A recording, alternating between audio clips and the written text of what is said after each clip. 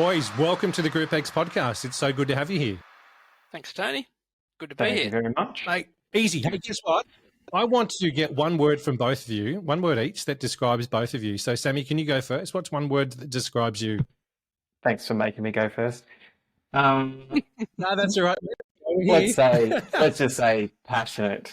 Let's say that. Passionate. Righto. I like that one. And Dan, what about you? Yeah, I'm glad I got to go second. Probably determined. Yeah. Determined, righto. Passionate and determined. Yeah. We're going to see if we can wind these in to this whole thing that's going on here over the next couple of weeks. Now, for those listeners that aren't watching, or even though for those that are watching, this next lot of series that we're going to be doing is about GROUPEX management. So we're going to be delving into the 8 keys that Les Mills have and explaining what they are, giving a little bit more information about them and discussing them at length so we can actually share that information with you guys to help you better understand how to be a GROUPEX manager and how GROUPEX can work better in your centres. Before we get into that, though, and what I'd really like to do is share a little bit about these two blokes that are with me here today, Sammy Winter and Dan Pollard. Guys, who would like to go first? Who's gonna give me a little bit of detail about who you are and what you're all about? I feel like I went first just then, so it must be your turn, Dan. Oh, all right. My turn. Okay, fair enough. That's fair enough. Yeah, thanks, Tony. So I obviously my name's Daniel. I work for Les Mills in the business partnership team. I've been with Les Mills now for about close to 3 years, and I look after the eastern part of Victoria and Tasmania. And when I say look after, I support clubs that either have our programs presently or perhaps are looking to become partners with Les Mills. So we're on the road all the time visiting clubs and sort of catching up with clubs that who have got our programs and you know what's working well, what's not working well, how can things work better, and supporting clubs in that space. Brilliant. Now, mate, how did you get into the fitness industry? Because my understanding is you're from a little regional town. Is that correct? I am from a regional town in Bathurst in central west of New South Wales. So I have probably not a unique story, but I've sort of started in a funny way. I'm actually a carpenter by trade, so I ran a carpentry business for about 8 or 9 years before I got involved in the fitness industry. I was involved in the fitness industry just as a participant. I was a regular participant doing cycle classes in my local club for a number of years while I ran my carpentry business, and I got a tap on the shoulder one day from the then owner of the club asking if I wanted to go and do my RPM training. And my initial answer was, why would I do that? I'm quite happy. That really was. I haven't given it any thought. Why would I go and do something like that? I'm doing my own thing, happy just to come participate. And it sort of, I sat and got home that night and sort of mulled on it a bit. And I thought, well, I'm going there. I enjoy it. Why would I not do that, really? So that's how I started as an RPM instructor about 11 or 12 years ago now. Okay, so you've actually come from a member side of things and actually been in Clubland. Now, from being an instructor, did you work in Clubland as well for a little bit, as in apart from being an instructor? Yeah, so that's sort of how I started in the group fitness space. I started as an RPM instructor, then that slowly evolved into being a bit more hands-on with the club, helping out with launch events and things like that. And then I ended up getting an opportunity to go into the group fitness management of that club, and that sort of just spurned ongoing opportunities within that business. Operations manager and bits and pieces sort of over years. So I was very much a hands-on the job, learn by doing kind of a person, not dissimilar to a trade, to be honest with you. That's how I started. So it was a bit of a different route rather than it's probably a common sort of theme with a lot of people who start out in the fitness industry. They come from other industries or other backgrounds before they get involved in the fitness industry. So yeah, I started as a member, became an instructor, and then went into management over the course of 5 or 6 years. Yeah. Wait, okay. I'm just going to ask you this one question on that, and then we'll move over to you so we can delve into a bit of that as well. Dan, with looking at GROUPEX management from the club where you're in Bathurst to all of the different clubs that you've seen, obviously out in Victoria now, what's the one thing that you're probably noticing from back then when you were GROUPEX manager to what you're sort of seeing out there now? Is there a major difference in what's out there going back to when you were a GROUPEX manager? Look, I don't think there's a huge difference. I think the clubs that do group fitness well, have a great, passionate group of instructors that have a really engaged membership. So I don't think that differs dramatically from one state or one region to another.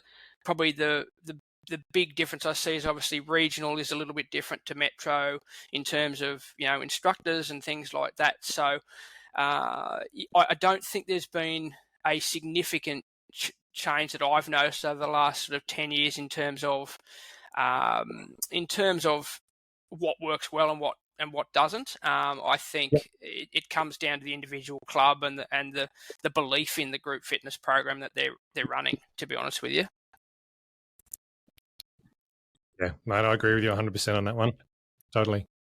Hey, Sammy, now you and I have chatted before. You've been on the podcast before, and I'm sure that some of our listeners will know you and your background. But for those that are brand new to this, let's just take it as though no one's ever listened apart from me and my mum. Can you give us a bit of background on you, your story, how you got into the industry and how you got to be where you are today? Thanks, Tony, and hi, Tony's mum. Good to talk to you again. So I've been in the fitness industry since 2009. So when I originally got into it, I was a mechanic, so similar to Dan, the tradies of Les Mills.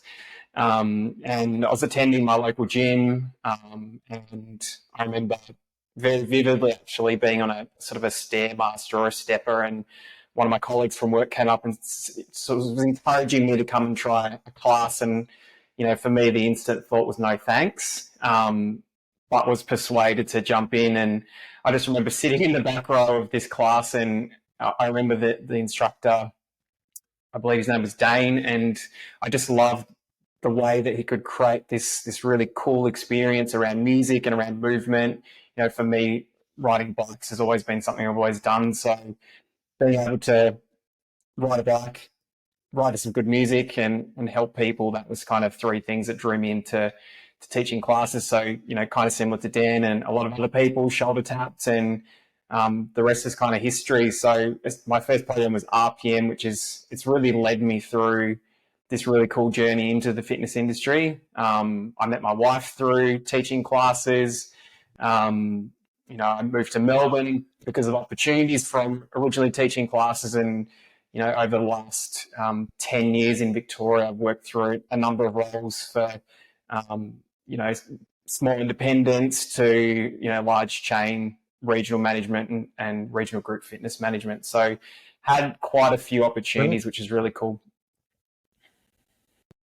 Man, I like it. There sounds like both of you have a knowledge from virtually every aspect that there is in a club, from the instructor, from what you'd say, from participant through to instructor, through to management, that kind of stuff. So I'm sure that over the next couple of weeks, as we delve into the 8 keys, you guys are going to be able to share some great experiences as well as knowledge and insights, obviously, that Les Mills share with us as well. So I appreciate that in a big way. One thing I did want to ask both of you today, and I'll start with you, Sam, if you can. What is one of the things you love about the fitness industry?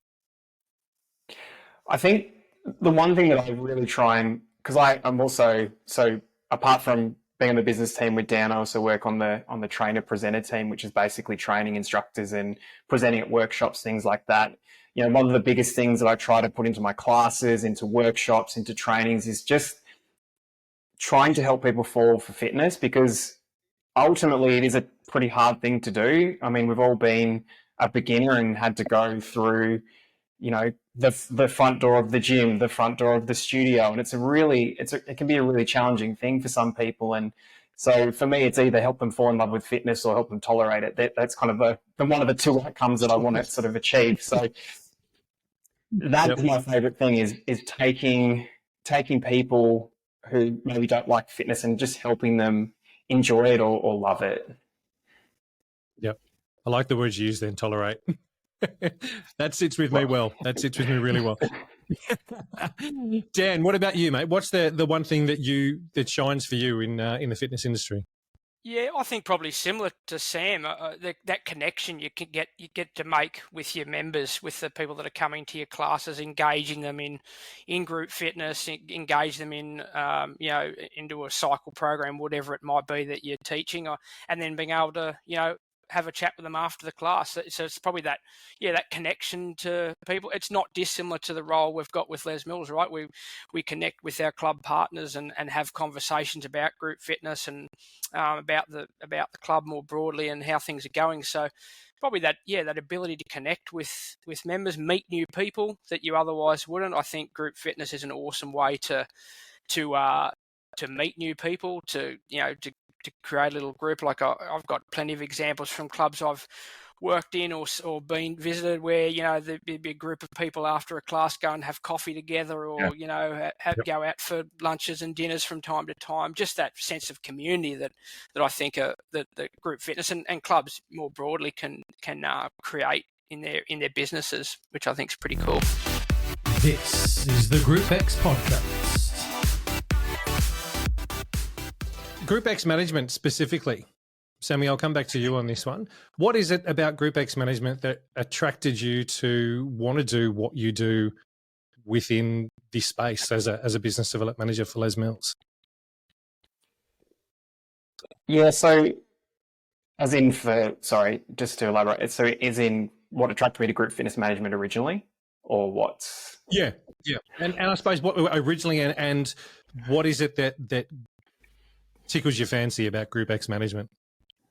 Yeah, I just think that it's I think what attracted me in the first place was obviously being able to move into an area that I'm super passionate about, group exercise, group training, group fitness. Like I said, it's a really great way to get people moving. But the biggest issue that clubs have is 50% of their members leave every year. So for me, being able to manage a group fitness timetable or a group fitness department is a big part of being able to retain that 50% and get more of those people to stay. So that's kind of what gets me excited about it, because it can have such a great impact on clubs and your ability to be really successful as a club. Yep. Dan, what about you? Yeah, I think something very similar again. I think I love a challenge.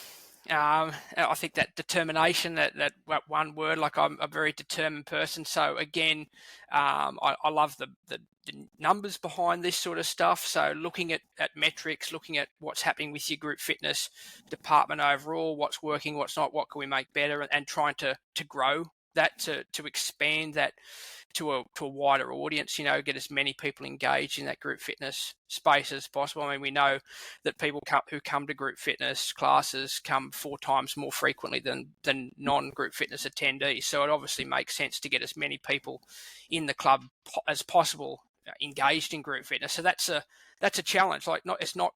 I mean, Sam and I both had the same opinion when we first walked into gyms. So group fitness wasn't our thing. I started in group fitness because I got dragged in there by a mate. Very similar story to Sam. So, how do we engage more people in group fitness? So that was always a big focus of mine. Is how do I get my team to engage more people coming into the group fitness space and trying it. It's not going to be for everyone. It's like, any other part of life. Some people will love it. Some people will try it and not like it. Some people will never try it. But the more we can get to try it, the bigger that pie, the bigger that share of people doing group fitness. And obviously at the end of the day, the better it is for a business, right? Through that ability to retain their members longer. Now, the three of us all obviously drink a Kool-Aid with group exercise. Yeah, we people, listeners know my background. They're understanding yours now as well.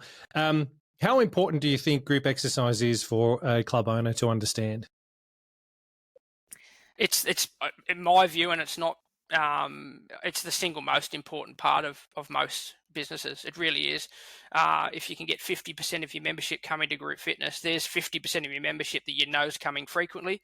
There's 50% or more of your membership that isn't going to walk out the door at the end of their 9 to 12 month period. It it sounds, that's obviously the Les Mills guy saying group fitness. Well, that's all group fitness. That's not just Les Mills, right? That's group fitness, whether it's aqua, whether it's Pilates. Get your members engaged in some form of, social and assisted exercise, but PTing, small group training, all those sort of things. It is simply, in my view, the single most important part of a good fitness offering. Sammy, are you seeing more and more clubs taking note of what is happening in their group exercise space compared to, say, let's go back 10 years ago? I think so, because it is quite a different. I mean, all the basic stuff is the same as it always has been. Attracting members to clubs, getting your members to sign on the dotted line, getting them to stay for as long as possible. All the basics are the same. It's just essentially adapting those methods to suit, the way that people currently spend their money and, make purchase decisions and things like that. So I think there has been a bit of a shift in the way we do things. I do think a lot of clubs still are quite aware of what happens within the group fitness department, but sometimes for us, it's just helping them see it from a different angle so that they can make better decisions about the way that they run their club. So it's not necessarily that they're not looking at it. It's just sometimes there's if you turn your head this way and look at it from this angle, you'll actually see something different. I like that analogy. Nice one. Yeah. Nice one. Dan, what do you think the number one challenge is that clubs are facing today within their group exercise department? Yeah, look, I think certainly the last couple of years, and I think anyone listening to this most people will be in furious agreement. Instructors have always been a bit of a challenge in the last couple of years, to be honest. And that's not Les Mills specific instructors. Like, I talk to clubs all the time. There's a shortage of front of house staff. There's a shortage of childcare staff, all those sort of things. So I think instructor challenges have been difficult in the last couple of years. I think particularly coming out of the last couple of years through the pandemic and stuff like that, saw a few people move into other employment and perhaps leave the fitness industry. So I think that's a challenge. But I think again the clubs that I'm talking to that are doing a really good job of building their group fitness team or their team overall, their fitness team or their front of house team, are the ones that have got a really engaged group of people. They feel part of a team as opposed to someone that just comes in and does the work and leaves. So they feel engaged and part of a bigger team pushing towards a bigger goal. And I think that's a really important consideration when you're managing a team, that you've got everyone on board. They're working toward a common goal, whatever that might be, whether it's engaging more members or teaching the best group fitness class or whatever it might be. So I think that's been a challenge. I feel like there's definitely light at the end of the tunnel in that space as well. With the conversation I have with the clubs I speak to, is that there's a lot of positive green shoots on new instructors and a lot of new instructors coming through our training and other training now to replace some of the guys that have left the industry for different reasons. Yep. But that's probably the single biggest challenge perhaps in the last couple of years that I've sort of spoken to clubs about. Yep. Is it a lack of new, when you say new instructors, and I ask this only to try and grasp a bit of more of understanding so when we talk about it later on, is it new instructors that are younger? So we're talking the I don't even know what generation it is anymore. I'm feeling that bloody old when I say that. But I'm talking 18 to, say, 22, 23-year-olds. Is that the demographic that are starting to come in now as instructors, or is it still that 25 plus or the older age group that we're seeing? Look, I think it varies. I think if you talk, and Sam would be able to talk probably even more to this, given that he trains a lot of these new guys coming through. So Sam would have a pretty good idea on the makeup of the age demographic. We want everyone involved. There's no reason. It's just like being a participant, right? You can be a participant at 16 or 18, whatever your gym policy is, and all the way through to 80. There's really no reason why. I mean, I was fairly late to start in group fitness. I was in my late 20s, which, when I first started in the group fitness space, there's people that have started a lot later than that in later life. Yep. And then obviously we'd love to see another group of younger people coming through, which is, some of our newer programs, which to be honest, is targeting those guys, is encouraging those guys to come in. I've been the program behind me, Les Mills Shapes, is a perfect example of a program that, is unashamedly targeting a younger group, millennials and Gen Zs, to either come in and participate in the group fitness space and ideally become group fitness instructors too. So Sam probably will be able to give even more insight into who he sees in his module training as well. Sammy, what age bracket are you seeing in some of the trainings that you've had in the last couple of months? Still quite a variety of instructors across the different age groups. I think there's the oldest, probably, you've got people in their 60s who are really keen for the class, which is really cool. And then I'm down to probably had some around the 18-year-old mark. So it's still quite a variety. I think probably this is probably my opinion from observation more than anything is over that period that when we look back at it now, it seems like a pretty weird thing to have happened. But over the COVID sort of period, we had restrictions to trade, gyms couldn't open. Some gyms weren't recruiting because of the fact that they didn't know how they could get those people on board and things like that. I think because of that, you could probably say that pretty fairly it was a 2-year period, particularly in Victoria. I mean, Dan and I were both in Vic over that time. So what kind of happened is, I guess, technology sped up really quick. So it probably moved sort of 3 years into the future, faster than it would have if that hadn't have happened, because it had to. There was no kind of choice. Where the recruitment side kind of slowed down a little bit. So I think what we're seeing now is just that little bit of a pain point here in this moment. But all it's going to take is for us, for clubs and us to all just be proactive in who's going to be that next generation of instructor, who's going to take over. Like for me, I'm in my sort of mid to late 30s. Like for me, it's probably about legacy a little bit now too. Like I don't want to, if I leave a club, for members to not want to train anymore, not have an option for an instructor. Like I want to think about now who are those next instructors. So I hope that answers your question, but that's sort of the lens that I look through things at the moment is recruitment. Yeah. It can be a challenge. However, if you're proactive and you're always be recruiting, if you're always recruiting, then you've always kind of got that little pipeline of talent. Yeah. No, I appreciate that, and I think that'll lead us into some of the keys that we will go through, or plays, whatever. What are they called these days? They're not keys. We talked about this the other day, are they? They're not. Key back plays. In my time, yeah, back in the old days, yeah, we used to call them the 8 keys, and now it's the 8 plays, yeah. 8 key plays, yeah. With some of the old language, some new language. Yep. No, good. I've got to get my head around this over the next couple of weeks when we go through and chat all about it. This is the GROUPEX Podcast. We know that GROUPEX attendance is probably the biggest key factor that clubs should be looking at. And years ago, when I was doing the role that you guys are doing with Les Mills, it was always a big challenge. You were talking to clubs saying, "Hey guys, you must be writing it down, looking at keeping track of it all." Are clubs keeping track of attendance these days, or are we still finding that they're not really looking at it to make those proper business decisions?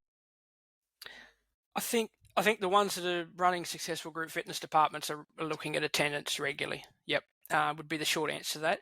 There's obviously different systems that different clubs have, but I would say the majority of the clubs I talk to have a way of recording their group fitness. They know it's important. I mean, it's the old adage that you can't make decisions on something you're not measuring, right? So if you don't know what's happening in your group fitness department and you're relying on gut feeling or a vibe or something, you're probably not able to make educated decisions on the next step or the next program to add or anything like that. So the short answer would be yes, it's super important. I think it's critical, obviously, and I would say the majority of clubs do it quite well. Yep. But it's not to say there's not room for improvement. Of course, there's always stuff we can learn.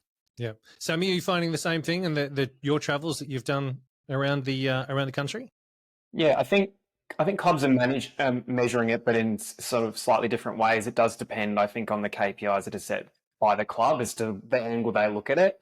So, for example, if you were looking at just mainly your cost per head, that is really based on attendance. So you would need to know, your attendance figures to be able to do that. If it's the percentage of your swipes that are going to group fitness, again, the same thing, or group exercise, it's the same thing, right? So I think a lot of clubs are. It's just, when we have these conversations, the first thing that I would generally ask is what sort of things do you mainly look at? So then we can have a conversation around attendance and again, maybe look at it from a different angle as well. So that, because we know that, say, for example, the amount of people that attend classes per week is going to influence what that cost per head number looks like. So by putting into play things that will help grow your percentage of your visitation uptake, that's going to drop your cost per head organically. So, sometimes it's just about finding different ways to look at it so that you can, again, move forward and be successful as a business. Yeah. Yep. Now, this is probably going to be a strange question, which may throw you both. And I don't mean it to throw you both. And I'm not meaning to put you on the spot when I ask this question. Are GroupEX managers these days doing what the role should be, or are they just doing a certain part of that role, i.e. finding covers, updating a timetable, doing pays, or are they actually doing things like, assessing their instructors, doing proper launches, making sure the studio's okay and all that kind of stuff? I suppose it'll come down to individual sites doing individual things and what that GroupEX manager is actually being paid to do. But can either of you give us a little bit on what you're seeing out there in GroupEX management at the moment? I think there's a few different factors that sort of pay into what exactly a group fitness manager does. Obviously, experience is one thing. So someone with who's just getting started on their journey, like anything, the main focus is learning the systems and, putting in the numbers and things like that, maybe finding covers. So it does really depend on the experience of the GFM, what the club's looking for and that sort of thing. So you do see sort of a variety of different leadership styles throughout the clubs that I visit. Could there be some initiatives that GFMs could put into place? I mean, absolutely, there's always room to grow, right? So, for example, if a club is having trouble with the quality of their classes, that's a good opportunity for them to then go in and do assessments or potentially look at expanding their instructor base so they can bring more instructors on to deliver, different things to different people, because we know that our members, they don't just come for the way that I teach or the way that Dan teaches or the way that Tony teaches. They want to come for different reasons. So, I hope that sort of answers what you're after. But, for me, it's because there is such a variety of factors that come into play. It is hard to go, you're doing it exactly right, because it's like any leadership is a journey, right? It's not sort of linear and A to B. Yep. Dan, what are your thoughts on that one? Yeah, look, I think the single biggest reason some GFMs aren't able to get to all the things that they should be getting to is simply they don't have enough time. A lot of clubs I speak to, their GFMs are very, very part-time. We're talking 6-8 hours a week, which is frankly, it's not enough, right? Yeah. I mean, doesn't matter how big or small your group fitness department is, 6 hours or 8 hours a week is really just enough time to sort your covers, do your logistics stuff each week, do payroll, all the administrative stuff that really could be farmed out to somewhere else, to be honest with you. So, again, the clubs that have great systems in place are clubs that understand the value of a GFM requiring a reasonable number of hours. And again, I'm not going to say how many hours that should be, because it's so dependent on, so many other factors, the size of the club, the budget of the club, number of classes, number of instructors, all those things. But I think one thing that the club owners and managers should be taking out of this conversation today is, does your GFM realistically have enough hours to do all the things that you expect of them? And also, what is it that you're measuring those guys on? Because that's another consideration into how many hours does this GFM need, is how many KPIs, what are the KPIs, what are the metrics that they're being assessed on, and do they have realistically enough time in the week to to meet those KPIs. So that would be the biggest single challenge that I think some clubs can have, or some GFMs can have, is simply, a lack of hours to do the role and do all the things that we know group fitness managers should be doing to create a really successful department. Now, I this is my personal throw on the whole GROUPEX manager versus other roles within the gym environment.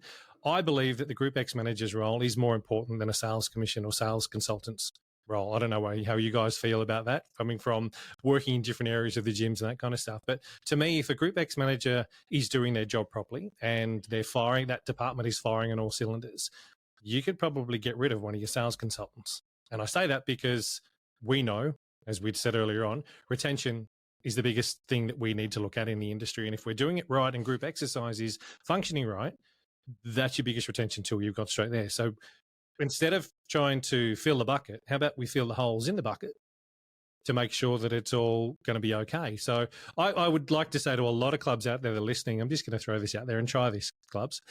Get rid of a consultant for a year.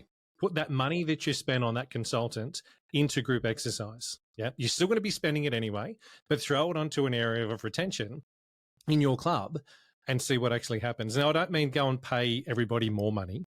And that's not what I'm trying to say. Yes, well, we know that GROUPEX GROUPEX instructors are still the most underpaid people in the universe, and GROUPEX managers probably fall into that category as well. Let's throw some of that money into your GROUPEX department to see what can be done a little bit better. I think that clubs will probably get more out of that than they will putting on one or two more sales consultants just to try and get members to sign up, which, as we said from the beginning, we know they're going to lose 50% of those people in a year's time anyway. What do you guys think of that when I've said that? How does that make you feel? And I suppose, do you agree or disagree? I think, go, Dan. Oh, no, you're right. You go, Dan. I was just going to say, I think I'm going to just mute myself. Dear.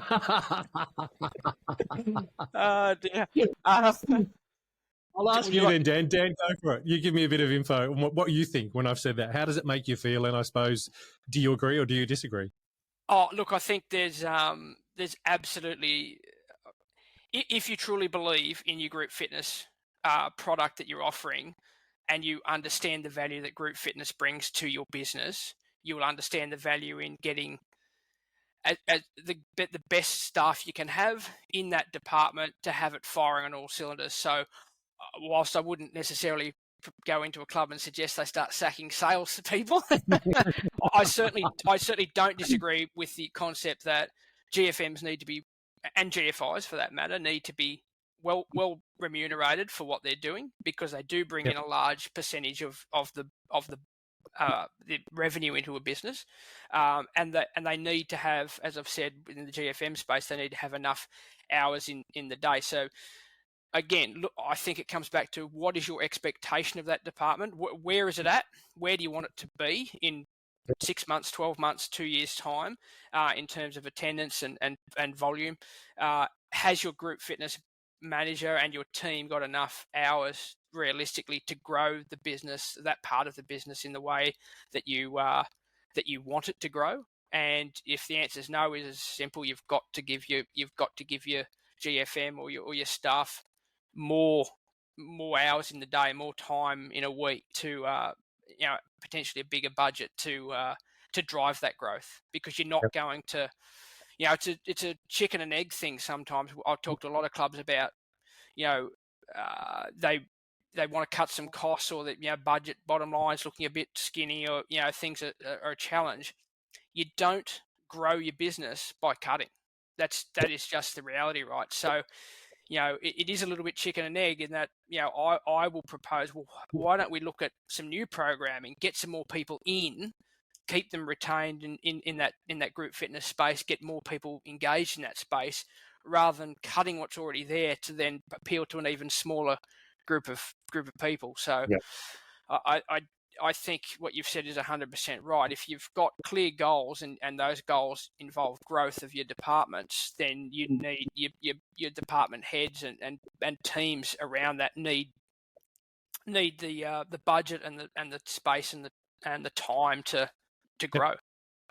Sammy, you've taken yourself off mute. And I think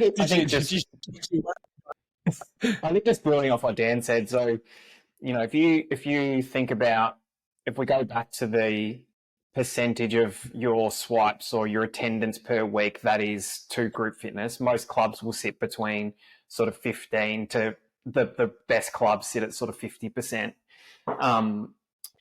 Let's just use something in the middle, so 30%, right? So let's say 30% of your members every week, 30% of your visits every week are to group fitness.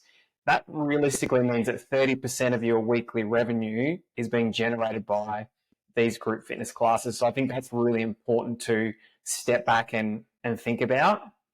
If your club has 30% of the visits attending group fitness, that means realistically 30% of your revenue is coming from group fitness. So if you compare that to the actual time and effort that you spend on that 30% of your revenue, is it enough to support it, to maintain it, to grow it?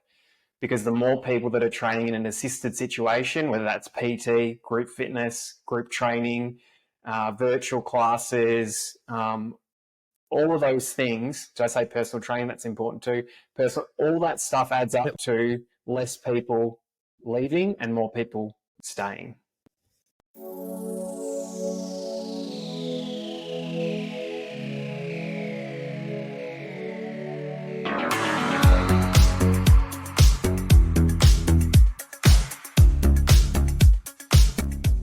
Join us every Sunday morning from 9 a.m. till 11 a.m. for GROUPEX Radio with me, Tony Z. Each week we bring you a fresh mix of remixes and extended versions, along with discussions that cover all aspects of group exercise, from the latest trends and techniques to personal anecdotes, ensuring a diverse range of perspectives, expertise and personalities. So grab your favourite beverage, turn up the volume and let GROUPEX Radio be your ultimate companion on a Sunday morning.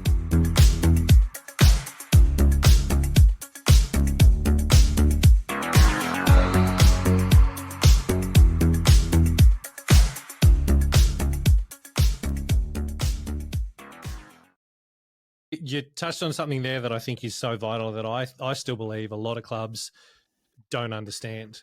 Group exercise isn't a cost center.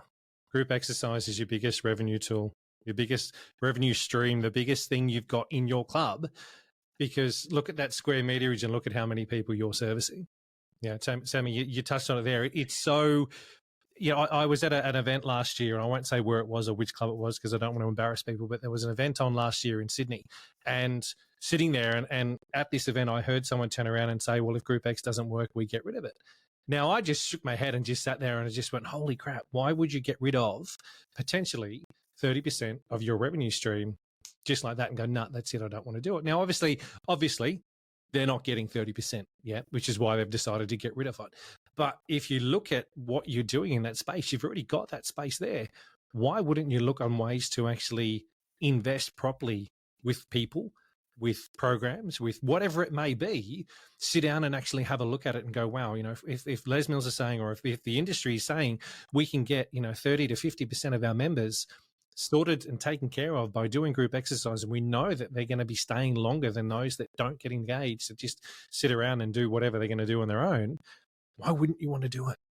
Yeah. I can't see a gym turning around going, oh no, well, we'll get rid of that room over there and that room over there and we'll just put in a whole lot more treadmills because, yep, that'll work. I was almost going to put my thumbs up then, boys. Oh, that'll work. Yeah, we'll get that happening. It's for those of you listening, every time I put my thumbs up, my screen blanks and does something weird. So I'm definitely going to be talking over these chats. But I don't understand why clubs would want to get rid of group exercise. To me, that just completely baffles me. Well, even like I think that's where, sorry, mate. I'll pause 3, 2. No, you go. Even Ursa stats. So a lot of our insights don't just come from Les Mills research. It actually comes from external bodies like Ursa. So quite a big organization in the US. They talk about the amount of times a member visits versus the amount of time they stay. So they found in research they did not. I think the Nielsen research, wasn't it, Dan? So they found that if a member so most members will train maybe an average of 1.38 times per week, I think they worked it out to be. And if you can move them from that to just 2 visits per week, so that's barely even a visit per week, they'll actually stay 2 to 5 times longer. So group fitness can have or GROUPEX can have a really big influence on getting that person to come that extra time. So they could just do a PT session with their favorite trainer and a group fitness class, get a really great experience from both of those and stay 2 to 5 times longer. So why wouldn't you invest in that, that ability to have such an influence over a mass amount of people in one go? And I'm going to steal something from Sam that he says quite a bit, and I really like it. No one has a favourite treadmill, right? Like no one goes in there and says, "Oh, that's my favourite treadmill." They do have a favourite class, or they do have a favourite instructor, and that's what group fitness can bring, right? In terms of square meterage, if you just want to drill down into the profit side of things, on a square meter basis, group fitness is the single biggest profit centre in your club. So, as Sam said, if you've got 30%, 40% of your membership coming to group fitness, there's a line item. There's your profit line item for group fitness. It's very easy, and I've likened it a little bit to creches and things like that, having looked at P&Ls and stuff in the past in previous roles. And it's easy to look at something on a spreadsheet and say that's costing me that much. Childcare is a little bit similar. Group fitness can be like that, right? Because there's a budget line item that X number of dollars in license fees, this much in labour, etc. But it's actually not that hard to quantify the profit side of that. What's your attendance? What is it as a percentage of your overall membership coming to a group fitness class each week? And if you don't have those classes, those people are going. Yeah. Right, they're going down the road to the next centre that has their favourite RPM class or their favourite aqua class or whatever it might be. So it's actually not that hard to look at it.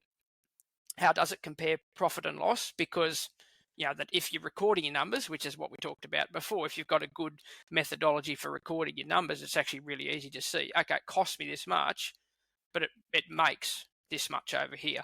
I very, very rarely have I seen a situation, I've never seen a situation with group fitness it's actually costing club money. Yep. It costs money, but it's never costing more than the cost of not having that service. A different question that's just popped into my head here. I want to throw at you guys. If we're all doing the same, are we doing anything different? Now, when I say that, I mean, if every single club out there is running Les Mills, what's the point of difference? And I don't mean that to be cheeky and try and throw you both under the bus when I say that, but there's always been something in my mind that, okay, every single club out there, and in Australia, where we are very much Les Mills dominant in our clubs that are out there. What's the point of difference? What is a club's point of difference? I mean, they all say that, it's our community. Community is not a USP, because if everyone's saying the community is your unique selling point, then the unique selling point is not community. Yeah. What do you guys see as if we're all doing the same thing, how can we do it different? Well, I think it comes down to doing it better, to be honest with you. I think that can be the point of difference. I mean, I've heard people say and use it as a criticism in the past that Les Mills is a cookie cutter type of program, and it is, but that's why it works. Yeah. It works because it is that. If I go to Sam's class and Sam's RPM class, it's going to be a similar experience to what if I went to your RPM class, Tony. But the difference is it won't. maybe not. But the individual personalities bring out differences in the same program, right? So, I mean, there was a really interesting stat come out of the Global Fitness Report that was done by Les Mills in 2021 at the back end of the COVID period. I hate using that word, but the back end of the pandemic period. And it showed that the number one reason that members come to a group fitness class or come to the gym to do a group fitness class is because of the instructor. So that can be the unique selling point. That can be the difference straight away, that, not all programming is created equal and not all instructors are created equal. It's where we can get a situation where more clubs focusing on creating great experiences every time they come to the gym. I won't steal Sam's thunder on the great experience bit, but it is so important that that you create that experience with your participants, and not just as a one-off, but every time they come to the club, every time they come and do a class or whatever it is that they're doing in the gym that day. Yeah. No, I think it's the boys. What I'm going to say straight up, I appreciate you guys coming on the show for a chat with me today to delve into this a little bit. There is a hell of a lot we're going to be delving into over the next coming weeks. For those people that are listening and not watching, guys, over the next few weeks, as I said earlier on, we'll be discussing the key plays that Les Mills run through. We're not going to break it down and do one each week, because I think being here for 8 weeks, I mean, as much as I'd love you all to be engaged and sitting here, I don't want you to get bored. And I don't mean bored as oh God, these guys are talking about that again. I want to make sure that the information that we deliver is going to be key, on point, so that everyone that's listening is able to take some stuff away. But not only that, then to be able to go and do the online GFM seminar that Les Mills offers as well. This is more of let's give you a bit of an overview. But if you really want nuts and bolts, that's what that course, that's what that seminar online thing is all about. But guys, we will come back and we will do a little bit more shortly. But I just want to say to both of you, thank you so much for today and coming in, having a chat. And for those that are listening and watching, watch out, because over the next couple of weeks, we've got some big topics and some punches we're going to be throwing around.